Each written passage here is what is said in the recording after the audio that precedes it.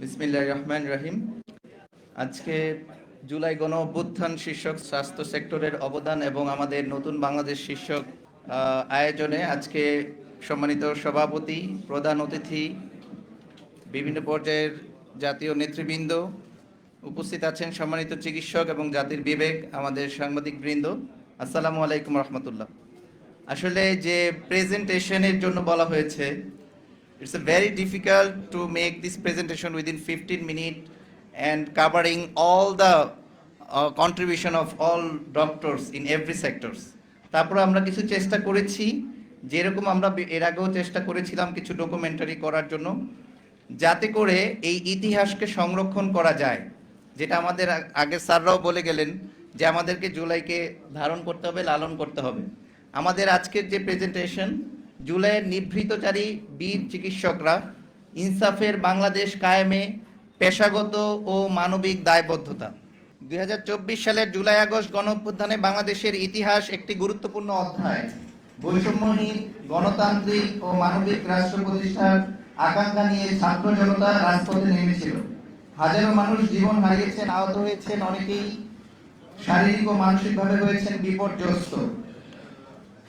আমরা যদি আমাদের ডেটাগুলো দেখি, united nations human rights organisation যে ডেটাটা দিয়েছে সেটা হচ্ছে যে আমাদের 1400 জন হতাহত হয়েছে, 14,000-এর বেশি আমাদের জুলাই যোদ্ধা গ্যাজেটভুক্ত হয়েছে, 450 জন তাদের দৃষ্টিশক্তি হারিয়েছে এবং 20 জন তাদের দুই চোখই তাদের দৃষ্টিশক্তি হারিয়েছে, 20 জন তাদের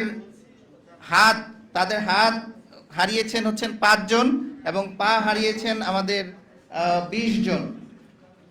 বাংলাদেশে এইরকম অবস্থায় স্বাস্থ্যকর্মীরা ব্যক্তিগত নিরাপত্তার কথা না ভেবে তারা চিকিৎসার জন্য তাদের হাসপাতালে অত্যন্ত ঝুঁকিপূর্ণ অবস্থা থাকা সত্ত্বেও তারা চিকিৎসা দিয়ে দিয়েছেন। আমরা যদি দেখি চিকিৎসার মেইন পার্টটা কি ছিল, কন্ট্রোল অফ ব্লিডিং, রক্তাক্ত অবস্থা নিয়ে আমাদের কাছে রোগীরা এসেছিল। যেটা মাহফুজ স্যারও বললেন যে চিকিৎসা এখন আমাদের যেটা গাইডলাইনে আছে যে যেগুলো পুলিশ কেস, সেগুলো পুলিশ কেস হিসেবে থানায় অবহিত করে তারপরে চিকিৎসা দিতে হবে। এইরকম একটি বাধ্যবাধকতার জায়গায় তখন কিন্তু চিকিৎসকদের একটু কনফিউশন সৃষ্টি হলো, আমি কিভাবে তাহলে দিব। কিন্তু সেখানে আইন কানুনের উপরে বিবেক সেখানে প্রাধান্য পেয়েছে, মানবতা সেখানে প্রাধান্য পেয়েছে।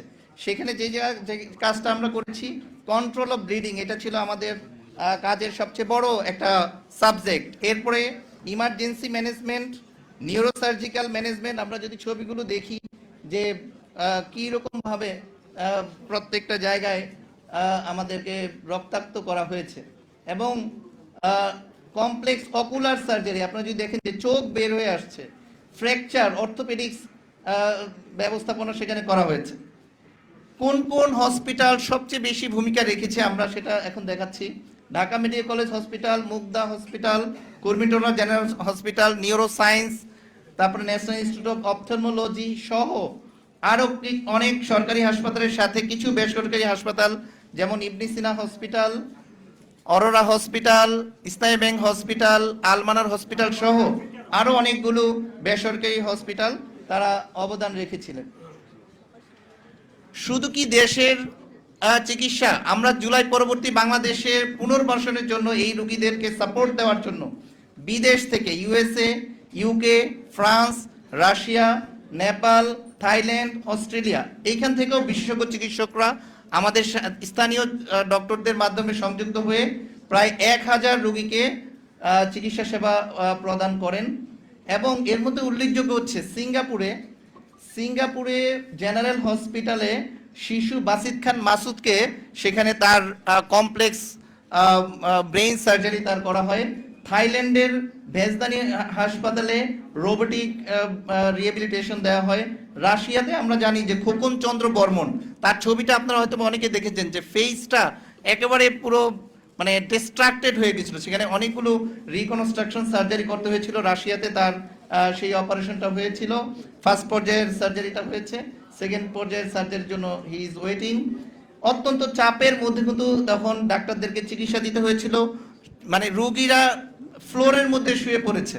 তাদেরকে মানে যেইভাবে আসলে চিকিৎসা যেই গ্রামারে দেওয়া দরকার সেই গ্রামের কিন্তু আসলে সেই সময় আমরা চিকিৎসা দিতে পারিনি, কারণ এত বেশি ক্যাজুয়ালিটি একের পর এক আসতেছিল।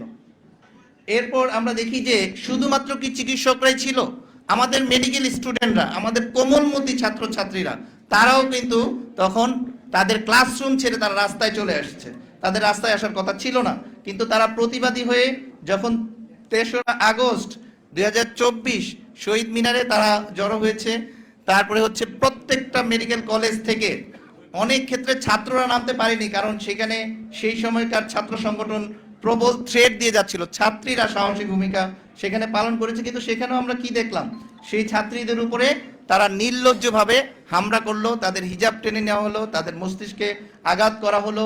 এখানে আমরা দেখাচ্ছি যে সবগুলো মেডিকেল কলেজে যে প্রতিবাদের যে সচিত্র প্রতিবেদন সেগুলো আমরা এখানে দেখতে পাচ্ছি। সবচেয়ে নির্লজ্জ একটি বিষয় আমরা এখানে দেখি যে যখন হাসপাতালে রোগী ভর্তি হতে গেল সেইখানে চিকিৎসা পাওয়ার কথা, কিন্তু সেই হাসপাতালের ভিতরে, এই ভিডিওতে আপনারা দেখতে পাচ্ছেন যে হাসপাতালের ভিতরে কিভাবে মুহুর্মুহুভাবে তারা আক্রমণ করছে। এই দৃশ্য আমার লাইফ টাইমে, আমার অ্যাজ এ ডক্টর হিসেবে প্রায় 16 বছর, আমি এই দৃশ্য কখনো দেখি নাই যে হাসপাতালের ভিতরে ভর্তিকৃত মানুষকে, রোগীদেরকে এইভাবে হামলা করা হয়। নির্লজ্জ এই সেই হামলার আমরা চাক্ষুষ সাক্ষী সেখানে ছিলাম। এবং আমরা তৎক্ষণাৎ ন্যাশনাল ডক্টরস ফোরাম, আমাদের সম্মানিত সভাপতি অধ্যাপক ডাক্তার মোহাম্মদ নজরুল ইসলাম স্যারের নির্দেশে আমাদের একটা কমিটি, ইমার্জেন্সি হেলথ কমিটি হয়। সেখানে আমাদের doctor Mahmud Hossain sir secretary আহ্বায়ক থেকে, আমাদের আতিয়ার রহমান স্যার, তারপরে হচ্ছে ফারুক স্যার সহ আমাদের সিনিয়র নেতৃবৃন্দ, তার একটা ইমার্জেন্সি হেলথ ম্যানেজমেন্ট কমিটি গঠন করে প্রত্যেকটা জায়গায় আলাদা আলাদা করে দায়িত্ব দিয়ে দেওয়া হয় যে কে কিভাবে দায়িত্ব পালন করবেন। তারই ফলশ্রুতিতে আমাদের যে ইয়াং জেনারেশন, আমরা দেখতে পাচ্ছি যে আলী আফতাব সূর্য এবং আমাদের ডাক্তার কায়েস সহ ডাক্তার ফয়জুল্লাহ, জাভেদ মোর্শেদ, ডাক্তার বুলবুল, doctor Mitul, Mehedi Hasan, K M Shariful Islam এবং আমাদের ডাক্তার মিনহাস, এরা মানজুর, এরা সবাই, আরো অনেকে, আমি নাম না জানা, আসলে সবার অবদান বলা খুব কঠিন। তারা ক্যাজুয়ালিটিতে, যেহেতু ডাক্তার অনেক পেশেন্ট লোড ছিল, সো তারা, আমরা আরো ডক্টর সেখানে আলাদাভাবে স্বেচ্ছাসেবক হিসেবে নিয়োগ করে তাদের যে কাজটা ছিল যে ব্লাড ম্যানেজমেন্ট, মেডিসিন ম্যানেজমেন্ট, ওখানে তো রুগীর সাথে রুগীর লোক নেই, সো কে মেডিসিনটা আনবে, সেই কাজগুলো তারা করা হয়েছিল। অ্যাম্বুলেন্স ম্যানেজমেন্ট এবং ক্যাজুয়ালিটি ম্যানেজমেন্ট, এই 4টা বড় হেডিং, এই কাজগুলো আমাদের ইয়াং ডক্টর ফোর্স তারা কিন্তু তখন স্ব-উদ্যোগ, ওয়েল প্ল্যান্ড ওয়েতে এই কাজগুলো তখন করা হয়। যেই কথাটি আমাদের শহীদুল ইসলাম আকন স্যার বললেন, যখনই আমরা এই কাজ এনডিএফ এর মানে উদ্যোগে করতে গেলাম, তখনই দেখা গেল যে আমরা রাষ্ট্রের রোশনলে পড়লাম। যেটা আমাদের পত্রিকা আছে, বিজনেস স্ট্যান্ডার্ড পত্রিকায় বলা হয়েছে যে 27 July the untold stories of the doctors in Dhaka, সেখানে এই জিনিসটা উল্লেখ করা হয়েছে যে কিভাবে স্যারকে নির্লজ্জভাবে সুনামগঞ্জে অন্য একটি সাবজেক্টে তাকে বদলি করা হয়েছে, শাস্তিমূলক বদলি। ঠিক তেমনি আমাদের মুস্তাফিজুর রহমান স্যারকেও রাঙ্গামাটিতে মানে ট্রান্সফার করা হয়েছে শুধু ন্যায়ের পক্ষে থাকার জন্য। আমরা স্যারের অবদান জুলাই আগস্টে সেটা দেখতে পাচ্ছি, সেখানে তার সচিত্র প্রতিবেদন। এরপর 5 তারিখ যখন আসলো, আমরা জুলাই বিপ্লব সাধিত হলো, আমরা একটি বিপ্লব পেলাম, যেটা আমাদের মাহফুজ স্যারও বলে গেছে যে মাস্টার মাইন্ড আল্লাহ, যে তারা অনেক পরিকল্পনা করেছিল, অমাকারাল্লাহু ইন্নাল্লাহু খায়রুল মাকিরিন, তারা এখানেই পরাজিত হয়েছিল। সেই জিনিসটা পরবর্তীতে আমাদের কিন্তু অন্তর্বর্তীকালীন সরকারের প্রধান উপদেষ্টা, উনিও চিকিৎসকদের ভূমিকায় স্বীকার করেছেন এবং বলেছেন চিকিৎসকরা জুলাই গণঅভ্যুত্থানের অন্যতম নায়ক। এবং পরবর্তীতে সমকালেও এসেছে যে হাসপাতালই ছিল তাদের রাজপথ, এইগুলো আমাদের ডকুমেন্টেড হয়েছে। এবং জুলাই পরবর্তী সময়ের সবচেয়ে ইম্পর্টেন্ট যে কাজটা, সেইটা কিন্তু আমরা বুঝতে পেরেছিলাম, আমাদের নেতৃবৃন্দ বুঝতে পেরেছিল। গণ অভ্যুত্থান পরবর্তী বাংলাদেশের সর্বোচ্চ গুরুত্ব পেয়েছিল জুলাই যোদ্ধাদের সম্মান, চিকিৎসা সেবা এবং পুনর্বাসন। সেই জন্যই আমাদের আমিরে জামাত, উনি 8ই আগস্ট ঢাকা মেডিকেল কলেজে কিন্তু আসেন, আমরা ওনাকে ফ্লোরাল রিসিপশন দিতে পেরেছিলাম। এবং উনি এসে সবার আগে সেই যোদ্ধা হতো যারা ঢাকা মেডিকেল কলেজ নিটোরে ভর্তি ছিলেন, তাদেরকে দেখার জন্য তাদের খোঁজ খবর নেওয়ার জন্য, চিকিৎসা ঠিক মতো হচ্ছে কিনা, তাদের যথাযথ সম্মান মর্যাদা দেওয়ার জন্য সেখানে গিয়েছিলেন। সেখানে এনডিএফ এর চিকিৎসক বৃন্দ সর্বোচ্চ ভাবে সেখানে আমরা উপস্থিত ছিলাম।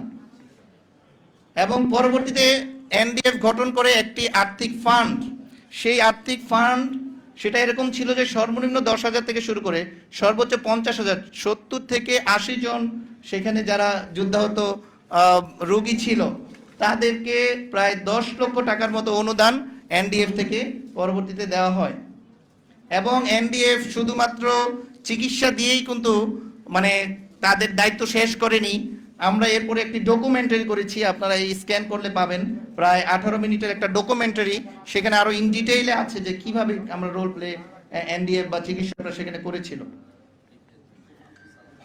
এরপর আমরা জুলাইকে ধারণ করার জন্য গত বছর 2025 সালে আমরা একটি জুলাই চিকিৎসকদের ভূমিকা শীর্ষক আলোচনা সভা, সেখানে আমাদের নুর ইসলাম বুলবুল মাননীয় সংসদ সদস্য উনি কথা বলেছেন, দিক নির্দেশনা দিয়েছেন। আমাদের সেই প্রোগ্রামে উপস্থিত ছিলেন সেক্রেটারি জেনারেল মিয়া গোলাম পরওয়ার স্যার, এবং উনি সেখানে কিন্তু আমাদের একটি নির্দেশ দিয়েছিলেন যে আপনারা অতি দ্রুত আপনাদের যে জুলাই অবদান সেটার একটা স্মারক বের করেন। আমরা সেই স্মারকটিও আমরা ওনার নির্দেশের পরে 3 মাসের মধ্যে আমরা এই জুলাই চিকিৎসক স্মারক প্রথম পর্ব আমরা করেছি। এটা সেকেন্ড এডিশনের কাজ চলছে, ইনশাল্লাহ আগামী 1 মাসের মধ্যে আমরা এটাও পেয়ে যাব। এটা একটা দলিল, যেই দলিলে আমাদের চিকিৎসকদের সেই ডকুমেন্টেড কথাগুলো লিপিবদ্ধ আছে। এরপর আমরা এটা উদ্বোধন করলাম চিকিৎসক স্মারক, এবং এই স্মারকের কিছু চুম্বক অংশ আমি আপনাদেরকে এখন একটু শেয়ার করতে চাই। সর্বপ্রথম যেই জায়গাটায় সবচেয়ে বেশি লাশের স্রোত ছিল সেটা হচ্ছে ঢাকা মেডিকেল কলেজ হাসপাতাল। ঢাকা মেডিকেল কলেজ হাসপাতালের director sir brigadier general Asaduzzaman স্যারকে অবশ্যই ধন্যবাদ জানাতে হবে। উনি সাহসী ভূমিকা তখন রেখেছিলেন, এবং ওনার যে বক্তব্যটা ছিল যে আমাদের সবচেয়ে বড় চ্যালেঞ্জ ছিল কি মরদেহ সুষ্ঠু বন্দোবস্ত করা, এবং এত বেশি সংখ্যক মৃত্যু ঘটেছে যেগুলোকে ম্যানেজ করা অনেক কঠিন ছিল, উনি স্বীকার করেছেন। Professor doctor Shamsul Alam sir, he is A neurosurgeon, he did lot of brain surgery and removed lot of bullet from the brain, and he also did sciatic nerve repair. Doctor Nazmul Arefin ভাই, উনি আমাদের ট্রেজারার, উনি এই ছেলেটার হাত, এই যে মাসুম, এর হাতটা ফেলে দেওয়ার জন্য অনেক জায়গায় বলছিল যে ইমার্জেন্সি হাতটা ফেলে দিই, কিন্তু উনি একটা সাহসী ভূমিকা রেখেছেন এবং সেখানে ডেব্রাইটমেন্ট করা থেকে শুরু করে স্টেজ সার্জারি করে এই হাতটাকে সচল রাখার চেষ্টা করেছে, এবং এই রোগীটা কিন্তু এখন ভালো আছে, তার হাত দিয়ে সে কাজ করতে পারে। ডাক্তার সারাওয়াত জাহান তুহিন, সে 5 তারিখে দেখেছে স্বচক্ষে যে কিভাবে মুহুর্মুহু ঢাকা মেডিকেল কলেজের চাঙ্খার পুলে যে লাশগুলো তার চোখের সামনে তারা শহীদ হয়ে যাচ্ছে। ডাক্তার নীলা ম্যাডাম, উনি একজন অপথলমোলজিস্ট, উনি এনায়েত যখন দেখলেন যে নরকের দরজা খুলে গেছে, শত শত কিশোর 1 চোখ ধরে 2 চোখ ধরে তারা একের পর এক আসতেছে, কাঁদতে থাকতেছে, তখন ইমামকে জিজ্ঞেস করলো 5 তারিখ হয়েছে তুমি কাঁদো কেন, এখন তো বিপ্লব হয়ে গেছে। বলতেছে ম্যাডাম স্বৈরাচার তো চলে গেল, কিন্তু আমার 2টো চোখ নিয়ে গেল। এইরকম প্যাথেটিক ভাবে সেই আমাদের যুদ্ধাহত ইমাম। ডাক্তার Alauddin Al Azad, he is a very good ophthalmologist, এবং অনেক বেশি কাজ ওই সময় সে করেছে। সে কর্নিয়াল ভেদ করে, স্ক্লেরা ভেদ করে একটা পিলেট রেটিনাতে চলে গেছে। আপনারা ভিডিওটা যদি দেখেন, সেই পিলেটটা সে কিন্তু একেবারে খুব সূক্ষ্ম সার্জারি করে সেখানে রেটিনা থেকে এই পিলেটটা সে বের করে নিয়ে আসছে, এবং পরবর্তীতে তার এই চোখ কিন্তু সেভ হয়েছে। সো এবং তার বক্তব্যটা কি ছিল যে আমার ভাইটা 2 চোখ দিয়ে কোরআন পড়ে, অন্তত একটা চোখ কি বাঁচানো যায়, এইরকম আকুতি নিয়ে সেই রোগীরা কিন্তু তখন আরজি করেছিল।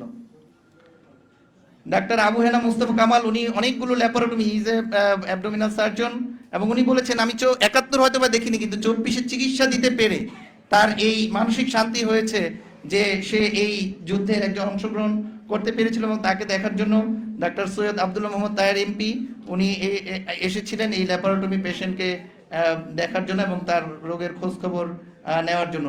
রিদম ব্লাড ব্যাংকের ডাক্তার SM মামুন, সে প্রায় 700 ব্যাগ রক্ত সেই সময়ে ঢাকা মেডিকেল থেকে শুরু করে জুলাই যোদ্ধাদেরকে সরবরাহ করেছিলেন। আমাদের টাইম শর্টেজে ডাক্তার আব্দুল্লাহ নোমান ভাই, ওনার ছেলে ওনাকে বলছিল, বাবা তুমি যদি যাও তাহলে রাস্তায়, তাহলে অনেক মানুষকে তুমি প্রাণে বাঁচাতে পারবে। তৎক্ষণাৎ উনি একটা রেস্কিউ টিম গঠন করে অন্যান্য আরো অর্থোপেডিক সার্জনদেরকে নিয়ে তিনি কিন্তু ময়দানে কাজ করেছেন। এই পেশেন্টকে আমরা সবাই চিনি, খোকন চন্দ্র বর্মন। সে তাকে সবার আগে আসছিল ডাক্তার রিফায়েত হোসেন অপু, সে একজন ম্যাক্সিলোফেশিয়াল সার্জন। সে সার্জিক্যাল টয়লেটিং ডেব্রাইভমেন্ট করছে। পরবর্তীতে এই পেশেন্টকে কিন্তু রাশিয়াতে নিয়ে যাওয়া হয়েছে ডাক্তার মাহমুদের সহযোগিতায়। সে তখন মন্ত্রণালয়ে কাজ করতো, স্বাস্থ্য মন্ত্রণালয়ে। রাশিয়ার মস্কো ইউনিভার্সিটি ক্লিনিকে তার সার্জারি হওয়ার পরে এখন অনেকটাই তার ফেস ভালো হয়েছে। আমাদের মেডিকেল শিক্ষার্থীদেরকে কিভাবে দেখেন নগ্নভাবে থ্রেড দেওয়া হয়েছিল দিনাজপুর মেডিকেলে, সলিমুল্লাহ মেডিকেল কলেজ, এবং ক্লাসরুমের ভিতরে ঢুকে কিভাবে মেডিকেল ছাত্রদেরকে থ্রেড দেওয়া হয়েছিল যাতে চিকিৎসা ব্যাহত করা যায়। এটা একটা বিশাল ষড়যন্ত্র ছিল বঙ্গবন্ধু মানে বাংলাদেশ মেডিকেল ইউনিভার্সিটিতে। তখন এই গাড়িগুলো পুড়িয়ে দিয়ে এটা জুলাই যোদ্ধাদের উপরে চাপিয়ে দেওয়ার একটা অপচেষ্টা হয়েছিল, সেটাও সেই ষড়যন্ত্র পরবর্তীতে উন্মোচিত হয়েছে। একটু সামনে এগিয়ে দিব। এগুলো হলো ডকুমেন্টারি, যেগুলো হচ্ছে ঢাকা মেডিকেলে পরবর্তীতে যাদেরকে ভর্তি রেখে চিকিৎসা দেওয়া হয়েছিল এবং অনেকগুলো গানশট ইনজুরির পেশেন্ট, তাদেরকে ডকুমেন্টেশন করা হয়েছিল। This are the emergency surgeries সেই সময় করা হয়েছিল। Chest injury, brain injury, orthopaedic surgery. আমাদের ডাক্তার আব্দুল মালিক ভাই, উনি অনেকগুলো অর্থোপেডিক সার্জারি করেছেন, প্রায় 35টার উপরে। Ophthalmological surgery, and this is the globe injury, আমি আগেই দেখিয়েছি। And this is the neurosurgical videos. This is a publication done by our Dr. Ruhul Quddus bhai, gunshot head injury. এখানে 217টা পেশেন্টের একটা সায়েন্টিফিক আর্টিকেল এটাতে উল্লেখিত আছে। আরো একটি আমাদের পেপার তৈরি হচ্ছে। এটা ডাক্তার মাহফুজুর রহমান স্যারের, উনি C1 C2 থেকে একটি বুলেট বের করছেন, তার একটি ভিডিও। এবং এটা একটি খুবই রেয়ার পিকচার। আপনারা দেখেন, যখন নাহিদ ইসলামকে মানে আহত করা হলো, সে কিন্তু মানে গণস্বাস্থ্য নগর হাসপাতালে খুব লুকায়িত অবস্থায় তার চিকিৎসা দিয়েছিলেন তখন আমাদের ডাক্তার মাহফুজুর রহমান স্যার। এটা একটা ডকুমেন্টেশন। এরপরে আমরা একটি অপারেশন করেছিলাম ইবনে সিনা হাসপাতালে, সেখানে তার ব্রেনের ভিতরে বুলেট ছিল, ইউসুফ নবী তার, এবং চিকিৎসকরা বলছিল যে সে বাঁচবে না। আইসিইউতে ছিল প্রায় 1.5 মাস। তারপরে আমরা তার এই বুলেট বের করার পরে সে 1.5 মাস আইসিইউতে থাকার পরে তার অবস্থাটা দেখেন যখন সে আইসিইউতে ছিল। এরপরে হচ্ছে তার মাথায় বুলেট, এটা হলো তার ব্রেনের অপারেশনের ছবি। এরপরে 5 তারিখে সে কিছুটা চোখ খোলা শুরু করলো, তার খুলির এক পাশ আমরা কিন্তু খুলে ফেলেছিলাম, এবং সে কিন্তু এখন প্রায় 2 মাস মানে আইসিইউতে থাকার পরে পুরোপুরি সুস্থ। আপনারা পার্থক্যটা দেখতে পাচ্ছেন। ইউসুফ নবী আজকে আমাদের মাঝে আসছে, তুমি একটু আসো ইউসুফ, একটু সামনে আসো। ইউসুফের জিসিএস ছিল 4। ইউসুফকে বাঁচবে না, সব ডাক্তাররা বলছিল যে ও বাঁচবে না, ও আইসিইউতেও বাঁচবে না, কিন্তু আল্লাহর অশেষ মানে রাখে আল্লাহ মারে কি। সেই ইউসুফ কিন্তু আমাদের একটা জুলাইয়ের নিদর্শন হিসাবে। তুমি সামনে সালাম। আসসালামু আলাইকুম। তুমি কেমন আছো বলো? আলহামদুলিল্লাহ। স্মরণ শক্তি সব ভালো আছে? আলহামদুলিল্লাহ। ঠিক আছে। ইউসুফ সদ্য বিবাহিত হয়েছে, তার মিসেসও আজকে আছে, তো সে এখন পুরোপুরি ভাবেই ভালো, আল্লাহ চায় তো আমাদের কাছে এসেছে। তো সর্বশেষ আমি যেটা বলি, কেউ যদি অন্যায়ভাবে একটি প্রাণ হত্যা করে সে যেন সমগ্র জাতিকে হত্যা করলো, আর কেউ যদি একটি প্রাণ রক্ষা করে সে যেন সমগ্র জাতিকে রক্ষা করলো। আমাদের চিকিৎসকরা এই আয়াতের ভিত্তিতেই আদর্শিত হয়ে তখন আমরা চিকিৎসা দিতে সমর্থ হয়েছিলাম। আল্লাহ তাআলা আমাদেরকে এই জাতির এই ক্রান্তি লগ্নে আরো বেশি কাজ করার সুযোগ দান করুন এবং জুলাইকে উচ্চকিত করে একটি আদর্শ ন্যায়ভিত্তিক রাষ্ট্র প্রতিষ্ঠার সংগ্রামে যুক্ত থাকার তৌফিক দান করুন। আমিন। আখির দাওয়ানা আলহামদুলিল্লাহি রাব্বিল আলামিন।